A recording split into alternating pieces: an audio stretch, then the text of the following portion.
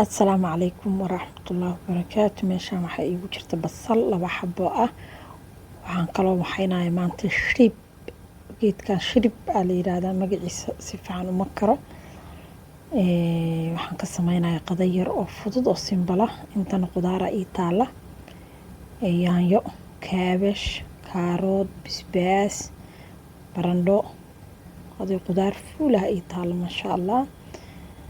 qudaartaasaan ku darayaa markay isku soo karsamaan ka bacdi baan haddana waxaan ku darayaa shirib. ma jeclayn kole inaan geedkan weligay isma lahayn waa cunaysaa laakiin masha Allah hadda waa cunay. inuu dhadhan xun yahay moodi jira laakiin dhadhankiisu aad u fiican yahay. macaankiisana lagama sheekeyn karo. maanta waxaa lagu cunayay muufo. marka hadda asagan ku daray intii kale waa isku bislaatay. asaga karis badan ma rabo. oo ku daboolaya cabaar toontii, kabsartii, bambanooni, basal. waxaan ku yiri carafta iyo macaanka uu leeyahay anaa dhadhamiyo arkay. marka intaan waa wax yar oo iska simbal oo fudud. baasta iyo bariisna ka fiican oo ka nacfi fiican. chickenkan oo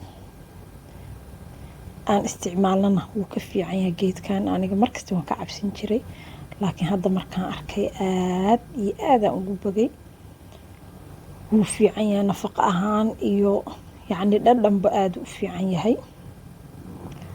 markaan muufaan ku sameynaa muufadii aan sameynayay hadda waa soo diyaariyey muufadii. asaga waa kana qofkii cuno unbaa ka sheekeyn kara masha Allah. ilaahu anagana noo daawee intaa haysana sii masha Allah. baastii bariis tuur baa ka dhacday. muufadan iyo intaan qofkii isku cuna oo ilaahay siiyo nibcatu rabbi waaye. chicken geedkan wuu ka fiican yahay. shirib waa ka fiican yahay chickenka. marka bal ila soo dhadhamiyo ila soo tijaabi masha Allah. anigu kale waa ka helay.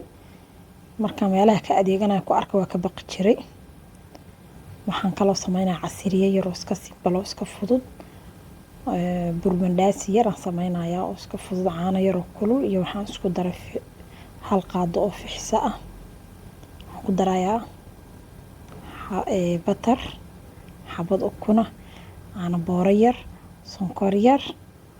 waxaan ku yiri wax wada yar bur yariisa oo casiriyaha fudud aa laga sameynayaa.